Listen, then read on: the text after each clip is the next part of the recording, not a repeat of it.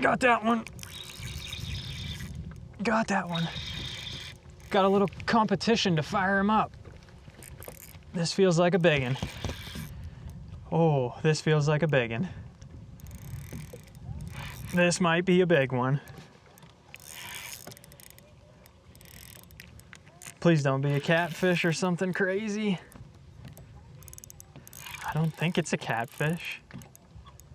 No, it's a giant smallmouth. Oh yeah. Suspended fish are notoriously some of the hardest fish to catch, and I won't lie, I've had my difficulties with them today. But we're gonna show you how to catch suspended fish just like this one here. We're gonna go through the entire beginner's guide. We're gonna show you what bait you need to be throwing, where you need to be fishing for these fish, how to fish for them, and ultimately how to catch some fish just like this. So if you wanna learn how to catch all kinds of suspended bass, whether you fish ponds or lakes like this from the bank or out of a boat, stay tuned for the rest of today's video. Be catching some big fat smallmouth or largemouth. So before we can even fish for these fish, the most important part about catching suspended bass is obviously finding them. However, it's a little bit harder than finding fish on the bottom, whether you're like dotting them up on Tennessee River ledges or looking for structure on your graph like a brush pile or something like that to try and catch fish off of. So let's show you real fast how I like to find these fish. And then I'm gonna show you an even better way if you have livescope. Again, if you're fishing a pond or something like that, you may not have this technology to be able to do that. So what I usually do is I'll get out there when the water's calm, early in the morning, look for those ripples on the water, whether there's some bluegills flickering or some little bait fish flickering up top. They'll usually come right to the surface in the morning, and as the day gets hotter, they'll go back down in the water column. So if you can get out there early enough to find these fish before the sun comes up, then you'll know these areas that these fish want to be in. Once you know the areas the fish are in, unless that bait leaves, the fish are not going to leave. They will stay there literally all summer long. I've been fishing some of these places a couple weeks in a row, and the fish are still here. They don't leave, they just chase the baits around, and they're just looking to eat.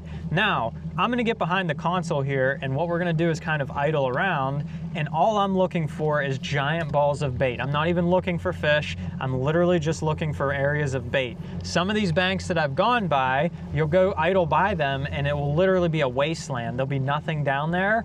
Other ones, you'll find a ton of bait, and occasionally you'll find a fish suspended underneath the bait, but that's a rare find. Usually I'm not looking for the fish themselves, I'm looking for the actual bait. The other thing I'm paying attention to is if there's a thermocline. In a pond, you're probably not gonna run into that, but on a lake like this where I'm in, it's probably 120 foot out there, those fish can get a thermocline. That's where below a certain depth of water, the plankton and everything like that dies off and falls below a certain depth. Below that line, there will be no oxygen. It looks like this right here on your graph. It will be a solid line. Those fish can't live below that. So that will automatically eliminate a lot of your water. You basically don't need to fish deeper than that or look deeper than that because there won't be any fish there. Now what I'll do is I'll kind of idle around in that, ours was at 50 foot today. I'll idle around in that 50 foot mark and above, and I'll see if I can find any bait. So we're just gonna keep idling around until we find some bait fish.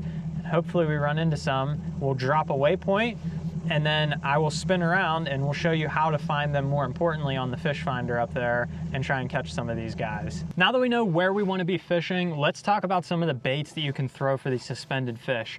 Ultimately, it is going to depend on what type of forage your fish are feeding on, where you're fishing, and a whole bunch of other variables as usual with fishing. There are some things that'll narrow it down opposed to other baits. You need your bait to stay up in the water column and mimic the bait that they're feeding on. It's summertime right now. Fish suspend other times of the year too, but in the summertime, they chase these balls of bait around and all they care about is eating food. So you need your bait to mimic what they're eating. I've fished northern natural lakes and ponds. There will be bluegills that suspend up at the top of the water column, and you'll see them rippling on the surface when the sun beats down. That's why they're called sunfish. They'll sit up there and sun themselves. The bass will get below them and eat them. I've used wacky rigs. You can use stuff like a top water, like I got right here. You can use all kinds of baits for ones like that. You can use a drop shot and fish it down through the column of the fish. The other thing to note when you're fishing for suspended fish is they can be anywhere in the water column. So a suspended fish theoretically could be suspended a foot off the bottom, which when you fish your drop shot, you can use your leader length to determine how far you want it off the bottom. Or like we're gonna do today, you can literally float it through the water column up in the air and catch them that way. Or they could be suspended 1 foot below the surface. In that case, you could throw a top water and they will come up and get it because they're feeding upwards on bait. The biggest thing to note is that bass will almost always feed upwards, so you want your bait coming over their head. So if you think the fish are in 10 foot of water, you can throw a jerk bait like this, goes 8 foot deep, and you'll keep it right over their head. If you want to throw the Demiki rig, count it down until it's about 8 foot above and shake it over the tops of their head. It depends on how clear your water is too. If you have really, really clear water, I've caught fish on a top water over 20 foot of water. They're down there in 15 foot and they will come up and get it out of that depth of water because they can see that top water up on the top, and that's mimicking what they're eating. So what we have laid out on the deck for today, we have spy baits, swim baits, drop shot, Demiki rig, jerk bait, topwater walking bait. What you'll notice with this theme is literally everything is shad patterned or shad based. That's what these fish are feeding on. They're feeding on shad that are about this long, and baits like this mimic that perfectly. So that's what I'm gonna do. If there's fish eating on perch, I can throw a perch colored spy bait. I can throw a perch colored drop shot worm. If I'm fishing for bluegill eating fish, I can throw a more bluegill colored jerk bait or a topwater, a green pumpkin wacky rig, a green pumpkin flatworm, anything like that. You can change your bait up to mimic what those fish are feeding on. That's the biggest thing. And then playing around with your weight. So when you're fishing these baits that have jig heads or weights like the drop shot rig, this is a 3/8 ounce weight on here today. I'm fishing over 70 foot of water. Some of these fish are down in 40, 50 foot, and I need to get my bait down to them quickly. There's other times when those fish do not want a heavy falling bait. They want something natural and floating over their head, and they're not that deep. That's when you need to lighten up your jig head size. So more important than the actual profile you're putting on here is going to be choosing the right size weight for these baits that you're throwing. Again, keeping it in the strike zone. So let's get up on the front deck and see if we can catch us some fish. Now the real way to find these fish is basically getting on the trolling motor up here and scanning around with your live scope. So you're gonna find these fish that are gonna be relating to these balls of bait, and you're gonna find more balls of bait than you did when you were just graphing around. So what I'm gonna do is literally just kind of troll around. I have a big flat right here that I'm about to work my way up onto. So there should be some fish chasing some bait around up there. And I literally, if there's wind, I'll let the wind push me.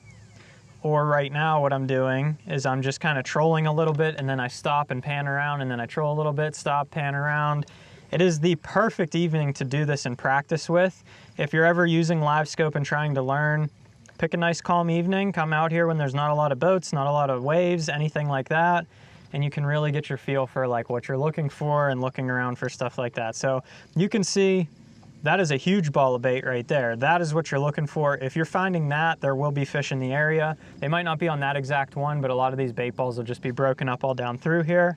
And if you actually look, there is a fish right there, sitting right behind it. We'll see if we can catch a couple, but that is a fish. You can see my bait going down to it. Probably, there's a lot of catfish out here. That's why I said in the intro, I hope it's not a catfish, but that is probably a catfish. Take a lot of casts, that's the other thing. You just have to practice, throw a lot of times, and eventually you'll land in front of them. What you may have noticed is on that screenshot, there was like 3 or 4 bass all in one pod together.